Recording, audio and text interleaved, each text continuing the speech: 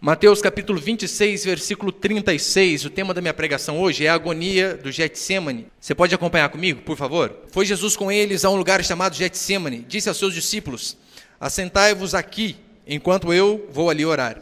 E levando consigo a Pedro e aos 2 filhos de Zebedeu, começou a entristecer-se e a angustiar-se. Então lhes disse: a minha alma está profundamente triste até a morte, ficai aqui e vigiai comigo. Adiantando-se um pouco, prostrou-se sobre o seu rosto, orando, dizendo: meu pai, se possível, passe de mim este cálice. Todavia, não seja feito o que eu quero, e sim o que tu queres. E voltando para os discípulos, achou-os dormindo, e disse a Pedro: então, nem uma hora pudestes vós vigiar comigo? Vigiai e orai para que não entreis em tentação. O espírito, na verdade, está pronto, mas a carne é fraca. Verso 42. Tornando a retirar-se, orou-se de novo, dizendo: meu pai, se não é possível passar de mim este cálice sem que eu o beba, faça-se a tua vontade. E voltando, achou-os outra vez dormindo, porque os seus olhos estavam pesados. Deixando-os novamente, foi orar pela 3ª vez, repetindo as mesmas palavras. Então voltou para os discípulos e lhes disse: ainda dormis e repousais? Eis que é chegada a hora, e o Filho do Homem está sendo entregue nas mãos de pecadores. Levantai-vos, vamos, eis que o traidor se aproxima. Até aí está bom. O tema da minha pregação hoje, como eu falei, é a agonia do Getsêmani.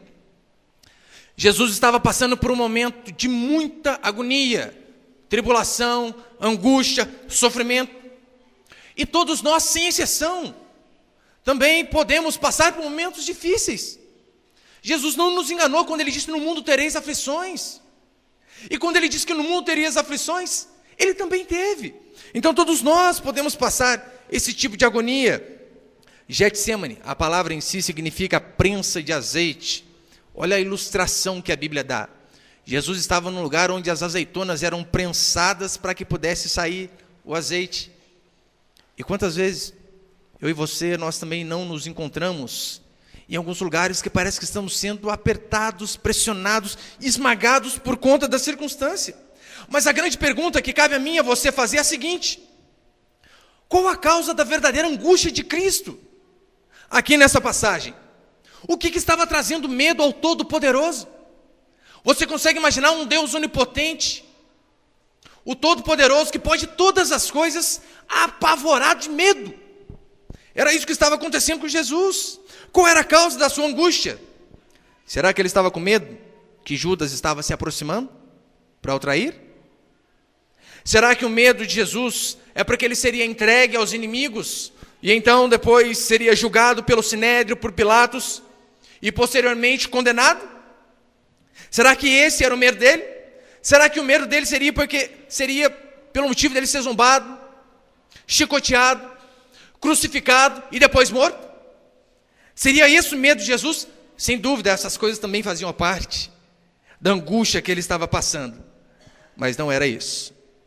O Todo-Poderoso não estava apavorado com aqueles soldados romanos e com Judas e com as outras pessoas que estavam ali. Você consegue imaginar? Coloca uma pessoa normal, alguém forte, mas muito forte, que você a princípio você acha ele a pessoa mais forte do mundo. De repente você vê essa pessoa dizendo que está com medo. Meus filhos, eles assistiam um desenho chamado Como Treinar o Seu Dragão, e tinha um dragãozinho que chamava Fúria da Noite, ou Banguela depois. E então esse dragão, ele era o mais temido. Os vikings se apavoravam de medo: Fúria da Noite. E então depois que esse Fúria da Noite vira amigo do Soluço, que é o personagem principal ali do filme, uma vez o Soluço está viajando com esse dragãozinho, e de repente ele vê o Fúria da Noite com medo. E ele pergunta para o Fúria da Noite: mas você com medo? Você não é o mais temível? Você consegue ter medo de alguém? E de repente ele ouve o rugido de um grande dragão vindo de fundo. Daí ele entende: tem alguém maior que o meu dragão. Eu sei que a ilustração é pífia, mas é mais ou menos o que estava acontecendo com Cristo. O Todo-Poderoso morrendo de medo. Jesus não estava com medo da cruz, do Império Romano, não. Segundo a história da igreja, muitos cristãos comuns como eu, como você, donas de casa de coquinho na cabeça, seu Zé da carpintaria, muitos desses homens, por conta da sua fé, por conta de não negar Jesus Cristo, foram incendiados em praça pública, tiveram o seu corpo lavado com piche, fixados em estacas para funcionar de iluminação para as ruas de Roma, foram jogados no Coliseu, decapitados, cerrados ao meio, mas mesmo assim mantiveram a sua fé. Então Jesus não podia estar com medo da morte. Cristãos primitivos passaram por problemas muito piores. O que continha então naquele cálice que fez Jesus até suar sangue? Lucas descreve que a agonia, que a angústia de Jesus era tão grande que ele passou a suar gotas de sangue. Em Marcos capítulo 14 diz assim: começou a sentir-se tomado de pavor e de angústia. Você já passou por uma situação que você se sentiu tomado de pavor e de angústia? Olha o que diz Lucas capítulo 22, versículo 44. E estando em agonia, aqui é uma passagem paralela, estando em agonia, orava mais e mais intensamente, e aconteceu que o seu suor se tornou como gotas de sangue caindo sobre a terra. E sabe o que é interessante? Quem escreveu o evangelho de Lucas foi Lucas, que era médico. Então ele quis passar para as pessoas o seguinte: olha, esse fenômeno que está acontecendo com Jesus não é um milagre acontecendo apenas com o Filho de Deus, mas é um fenômeno físico capaz de acontecer a qualquer um, comigo, com qualquer um que está aqui. O nome desse fenômeno, põe lá por favor, chama hematidrose. Se você procurar na medicina, você vai achar isso aí. Isso aqui não é definição bíblica, mas olha o que significa. Essa angústia chamada hematidrose, diz assim: é um fenômeno raríssimo. Essa reação é produzida diante de condições excepcionais. Para provocá-lo é necessária uma fraqueza física, acompanhada de um abatimento moral violento, causado por uma profunda emoção, por um grande medo. A tensão extrema com as contrações musculares localizadas produzem um rompimento das finíssimas veias capilares que estão sobre as glândulas sudoríparas, e o sangue se mistura com o suor e se concentra sobre a pele e então escorre por todo o corpo. Essa disfunção ocasiona uma extrema sensibilidade em todo o corpo, uma fragilidade que deixa toda a extensão do corpo com dores intensas. Isso aqui não é Bíblia.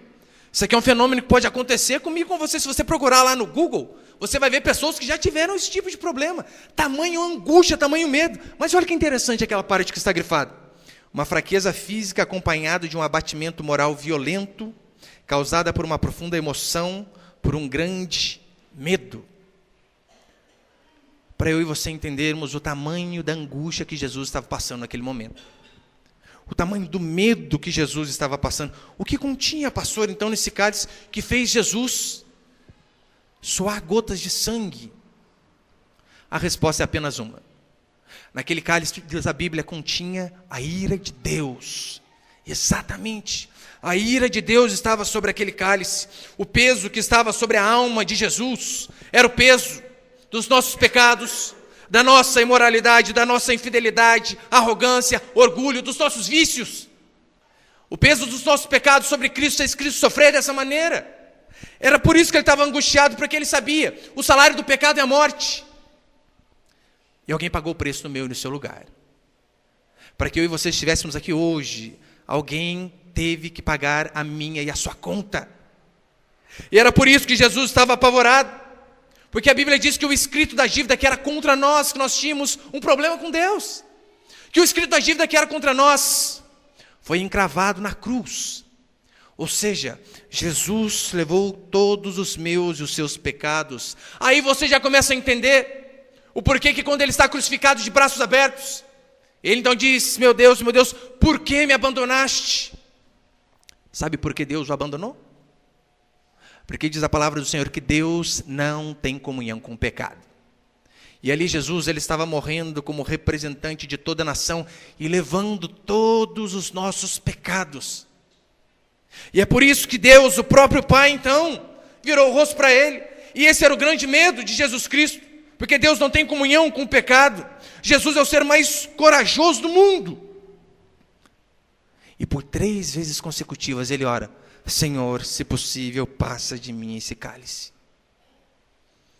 Agora você pensa, se Cristo estava extremamente apavorado, porque ele sabia que a ira de Deus seria derramada sobre ele, você imagina o que os ímpios irão passar?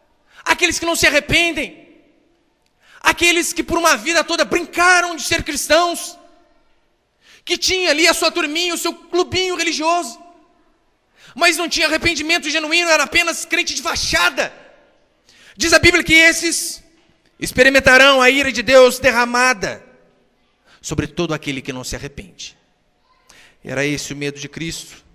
O interessante, sabe o que é? Na hora da maior angústia de sua vida, sabe o que Jesus fez? Ele fez o que muitos de nós às vezes nos esquecemos. Foi orar. Foi clamar a Deus. Foi buscar ao Pai. E é óbvio que Jesus é um exemplo para mim e para você. E eu quero passar aqui 3 princípios dessa história. Primeiro princípio dessa história: a oração é o melhor remédio na hora da tribulação. Você pode falar para a pessoa do seu lado? A oração é o melhor remédio na hora da tribulação. É exatamente dessa forma. A oração é o remédio que alivia a minha e as suas preocupações. Portanto, meu irmão, minha irmã, se você está triste, ore. Se você está angustiado, ore. Se você está atribulado, ore mais ainda. As melhores orações não foram feitas por homens sentados nas suas escrivaninhas, no seu ar-condicionado, mas sim por pessoas comuns como nós, em momentos de angústia, de tribulação, de aflição. Só que nós temos o hábito de, na verdade, fazer o contrário. A angústia vem sobre nossas vidas, o problema vem sobre nós. O que nós costumamos fazer? Não vou à igreja. Não vou. E esquecemos de buscar o único que pode nos ajudar. Na cruz, Cristo estava de mãos atadas, ele não podia fazer nada. Sabe o que ele fez? Orou. É a mesma coisa que eu e você devemos fazer. Pastor, eu estou numa situação muito difícil, eu não sei o que eu faço. Ore. Busque a Deus. Clame a Deus de todo o seu coração. Pastor, os médicos disseram que é impossível a cura. Ore. Pastor, eu não vejo solução para o meu casamento. Ore. Pastor, eu não consigo me ver liberto dos vícios. Ore. Pastor, eu acho que não tem como meu filho se libertar das drogas. Ore. Busque a Deus, clame a Deus. É isso que eu e você precisamos fazer. Olha o que diz Filipenses 4, versículos 6 e 7. Não andeis ansiosos de coisa alguma. Em tudo, porém, sejam conhecidas diante de Deus as vossas petições, pela oração e pela súplica, com ações de graças. E a paz de Deus, que excede todo o entendimento, guardará o vosso coração e a vossa mente em Cristo Jesus. Estou sem paz, o que eu faço? Ore, busque a Deus para que a paz de Deus possa vir sobre o seu coração e faça conhecida diante de Deus todas as suas necessidades, os seus problemas, as suas angústias, os seus medos. Daí está lá, problema que não acaba mais, mas não consegue dobrar o joelho, 30 minutos para falar: Senhor, me ajuda, Senhor, vem de encontro à minha vida. Pastor, mas quanto eu devo orar? E Jesus aqui orou 3 vezes, esse é o padrão? Oro 3 vezes, se não fizer, acabou? É óbvio que não. Isso aqui é apenas um símbolo. Devemos orar o tanto que for necessário. Pastor, eu estou angustiado, o quanto eu oro? Ore até a angústia sair. Pastor, eu estou atribulado, o quanto que eu oro? Ore até a paz de Deus revestir o seu coração. Mas ore, ore, ore sem parar. Como diz Paulo aos Tessalonicenses, orai sem cessar. Ore até Deus responder, nem que seja um não. Mas ore, ore, busque a Deus o tempo todo. Oração não é apenas uma questão de palavras, mas é uma questão de intensidade. Jesus aqui por 3 vezes seguidas, ele orou usando praticamente as mesmas palavras. Pai, se possível, passa de mim esse cálice. Eu não estou dizendo que nós vamos fazer da oração algo mecânico. Muitos são assim, né? Ah, aconteceu tal coisa, 10 Pai Nosso lá resolve o problema. Pai Nosso, Pai Nosso, Pai Nosso. Pensa que pelo muito falar vamos mover a Deus, sendo que Jesus é bem claro. Na oração, quando ele ensina no Pai Nosso, não useis de vãs repetições. Ou seja, de forma mecânica, de forma vazia. Mas o problema é que tem muitos que às vezes até trocam as palavras. Mas a oração continua vazia. Ele vai começar a oração, ele começa Senhor, no outro dia Pai, no outro dia Deus, no outro dia Todo-Poderoso, mas seu coração continua vazio. Então também não adianta nada. Jesus repetiu as mesmas palavras. A questão não são as palavras, mas a fé que eu e você empregamos. Mas o coração que nós temos diante de Deus quando nós oramos. Então o primeiro princípio é esse. A oração é o melhor remédio. Segundo princípio, submissão de nossa vontade à vontade de Deus. É o que nós vemos aqui Jesus fazendo. Ele tinha suas vontades, assim como eu e você temos. E Deus tem as vontades dele para mim e para você. A questão é, qual vontade deve ser feita? Jesus aqui já deixou o padrão para mim e para você. Você pode acompanhar comigo? Verso 39. Adiantando-se um pouco, prostrou-se sobre o seu rosto, orando, dizendo: meu Pai, se possível, passa de mim este cálice.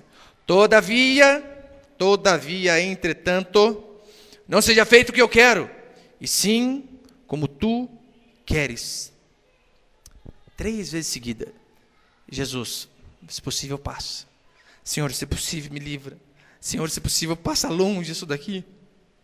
Mas as 3 vezes ele completou a oração dizendo: todavia, que não seja feito aquilo que eu quero, mas o que o Senhor quer.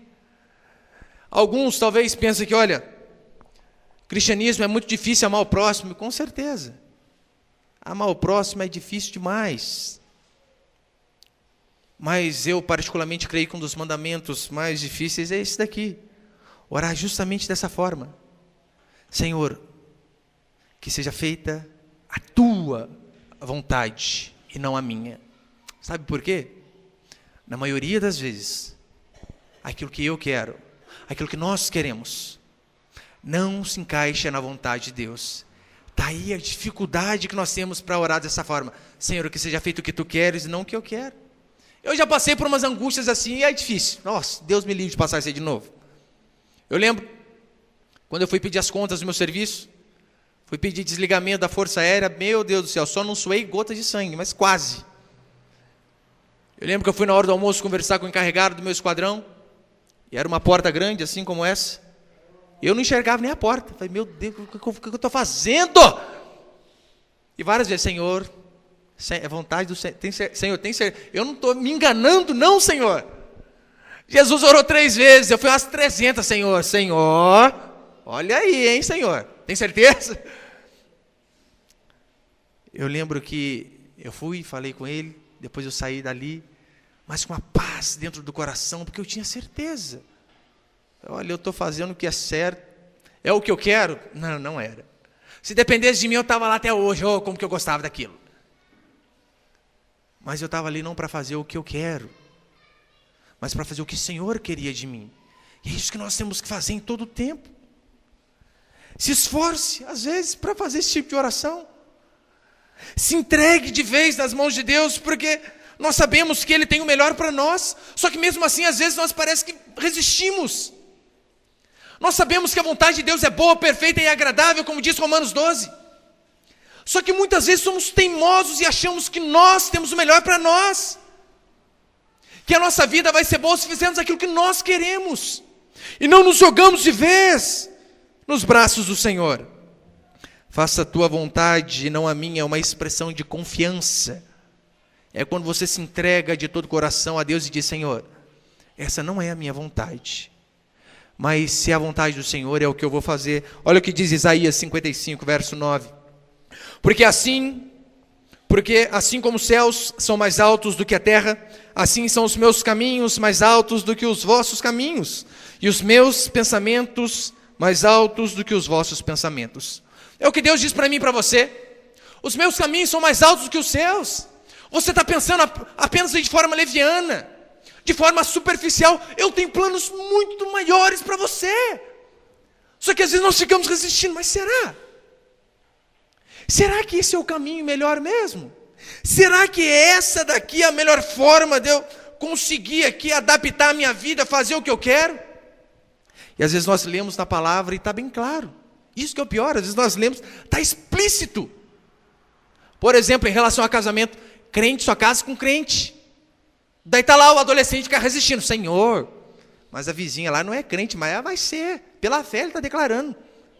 Sendo que a Bíblia é bem clara. Não há comunhão entre luz e trevas, entre crente e incrédulo. Só que nós ficamos resistindo. A oração, ela não muda a Deus, como muitos pensam. Alguns pensam da seguinte forma: olha, Deus está sentado num trono e Ele não quer o nosso bem. Então nós temos que orar, e orar, e orar, para que daí então Deus fique de saco cheio de aquilo que a gente quer. Não é assim que funcionam as coisas. Muitos pensam que é o seguinte: olha, Deus tinha um plano para nós, Deus queria dar algo para nós. Só que daí nós oramos, então Deus muda aquilo que Ele ia dar. Quantos aqui são pais? Levanta a mão só para eu saber. Pais querem dar o melhor para os seus filhos, amém? É o que a palavra de Deus nos ensina. Se vós sendo maus, olha que interessante, hein? Você que ama o seu filho, a Bíblia diz assim para mim e para você. Se vós sendo maus quereis dar boas dádivas aos vossos filhos, quanto mais Deus. Deus tem o melhor para mim e para você. Daí, Deus tem o melhor. Daí você quer orar para mudar a vontade de Deus. Se Deus tinha o melhor, e você ora e Deus muda, você não vai ter o melhor. Então, ignorância, achar que a nossa oração muda a Deus. A oração é uma expressão da nossa fé, não da nossa teimosia. Alguns dizem, né? Põe Deus à prova. Põe Deus na parede. Faz um pacto com Deus. Será assim mesmo? Eu tenho certeza que não. No Pai Nosso, Jesus nos ensinou a orar dessa forma. Que seja feita a tua vontade, assim na terra como no céu. Eu sei que muitos até proíbem orar dessa forma. Que história que é essa? Que seja feita a vontade de Deus. Você tem que declarar aquilo que você quer. Calma aí, declara que vai acontecer isso aqui na sua vida. Você tem certeza que é a vontade de Deus? Você vai ficar declarando o que então? Liga na terra que vai ser ligado no céu. Mas como você tem certeza que é a vontade de Deus? Então não tem, por que fica fazendo essas coisas? Olha o que diz Romanos capítulo 1, verso 9 e 10. Paulo dizendo assim, porque Deus a quem sirvo em meu espírito, no evangelho de seu Filho, é minha testemunha de como incessantemente faço menção de vós em todas as minhas orações, suplicando, olha, Paulo não diz determinando, diferente de muitos crentes, hein?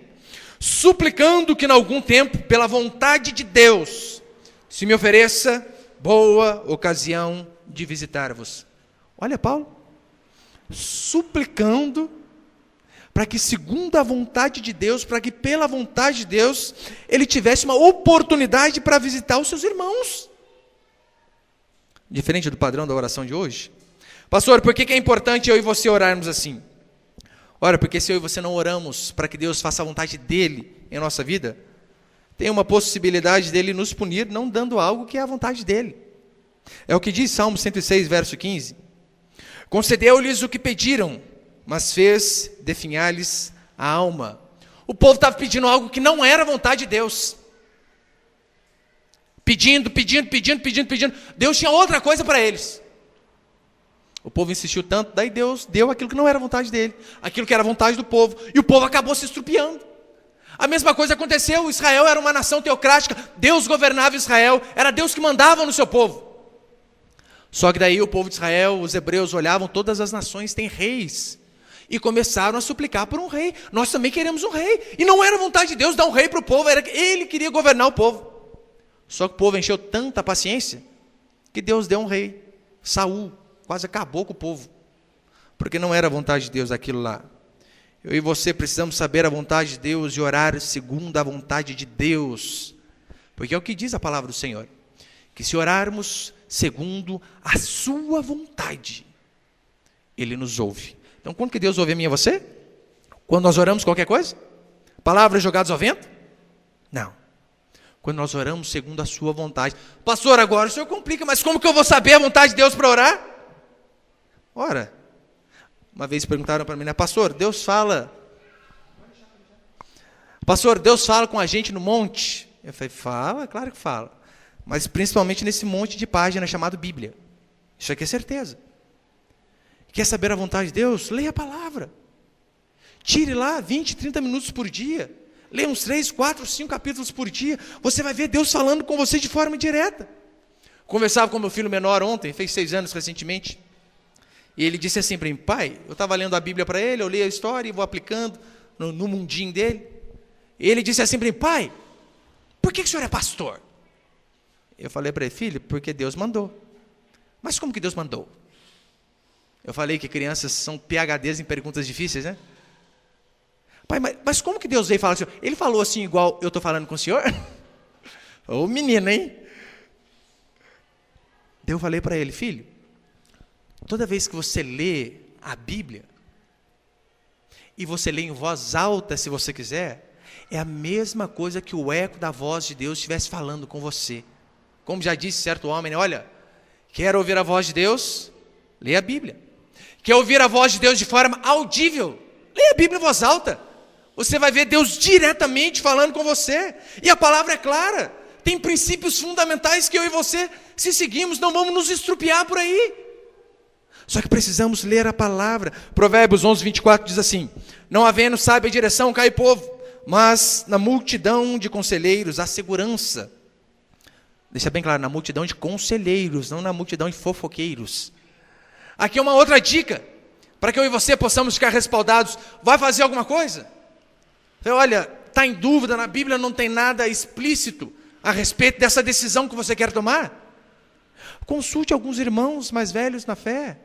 Converse com seu líder de pequeno grupo, com seu pastor, com pessoas mais experientes. E na multidão de conselheiros vai haver segurança. Quando oramos, faça a tua vontade, devemos estar preparados para saber que nem sempre a vontade de Deus vai ser a minha vontade. Aquilo que Deus quer vai ser aquilo que nós queremos. Daí você tem a opção. Você quer seguir a quem? Esses dias eu conversava com uma irmã, eu falava isso para ela. Mas eu estou sentindo no meu coração fazer tal coisa.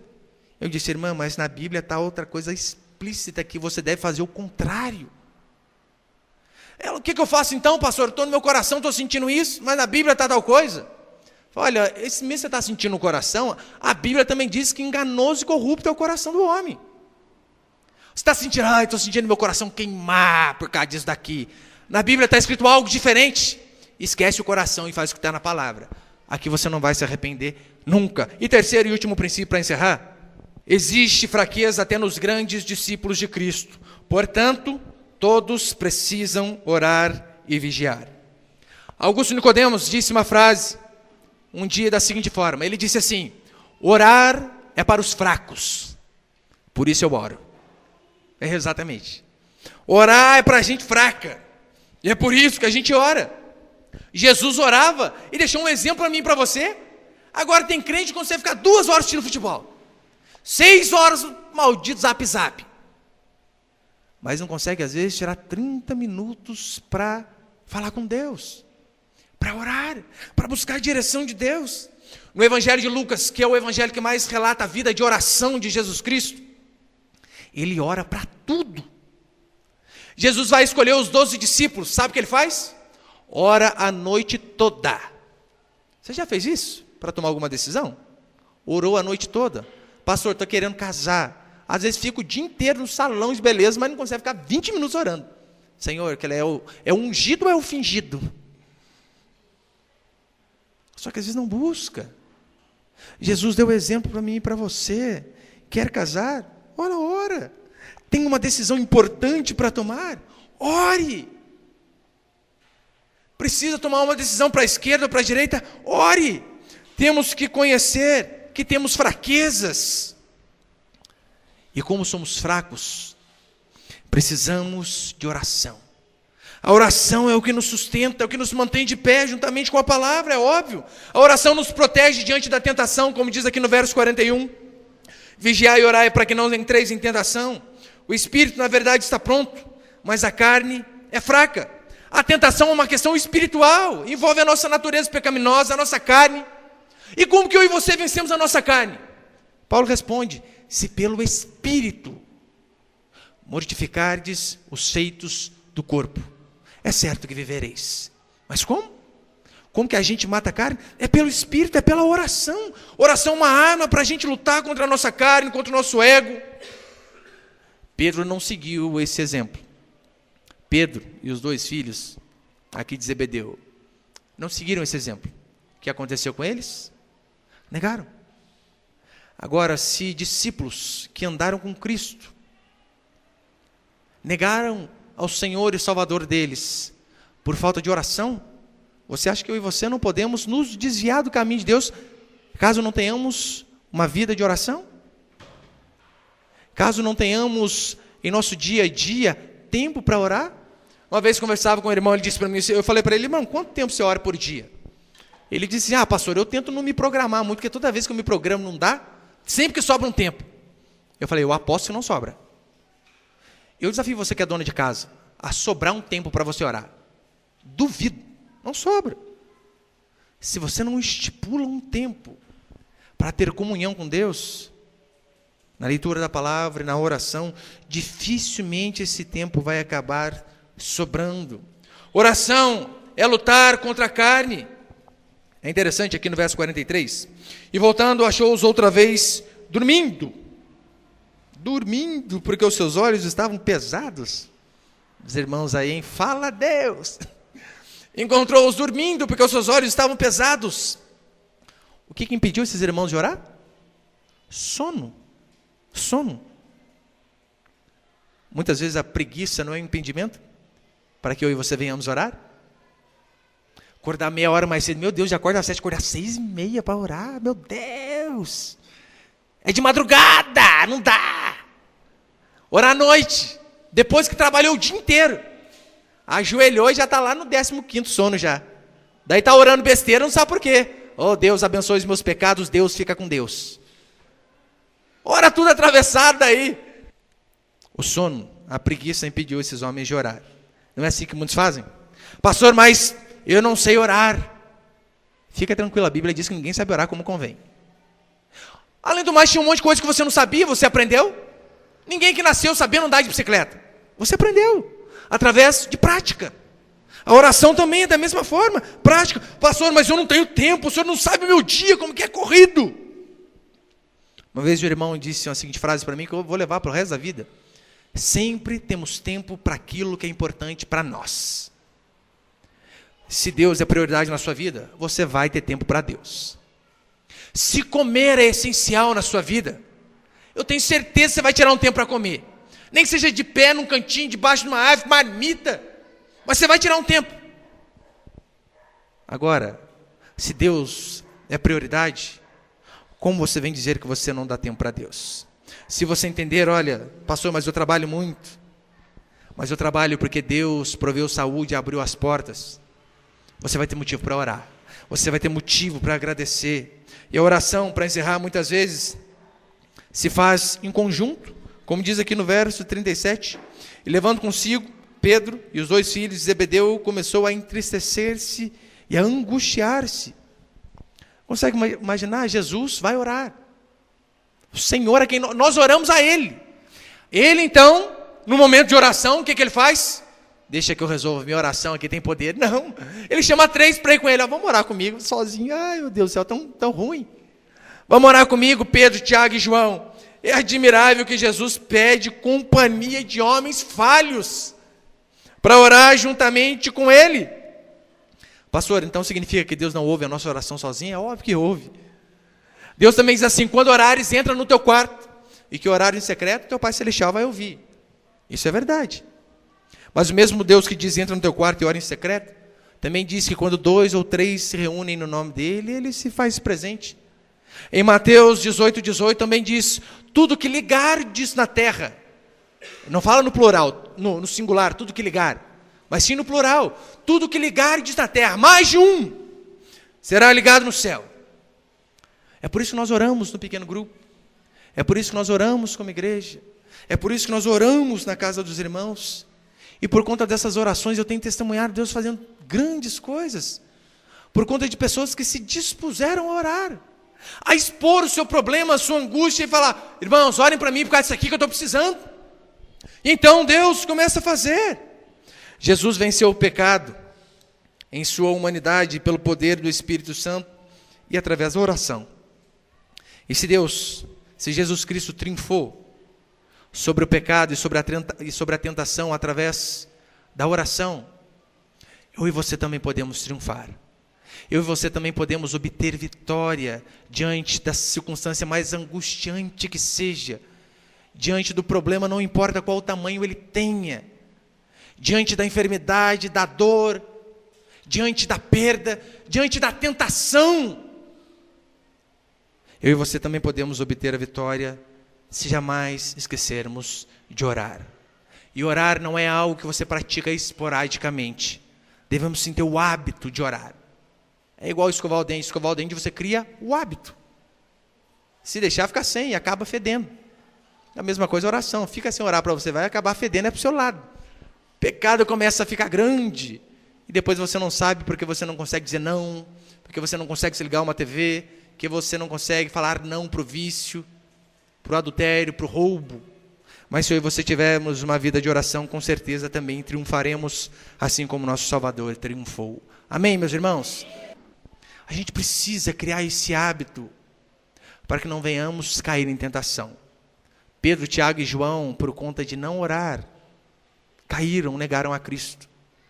Eu e você também podemos ir para caminhos longe de Deus, se não criarmos o hábito de termos comunhão com o nosso Deus através da oração e através da leitura da palavra. Daí quando você ora, você fala a Deus, e depois você vem e lê a palavra e deixa Deus falar contigo. É assim que funciona a oração. Pastor, como que eu ouço a Deus? Se o senhor conversa com ele tete a tete, tem muitas pessoas que pensam que o pastor tem um telefoninho vermelho, né?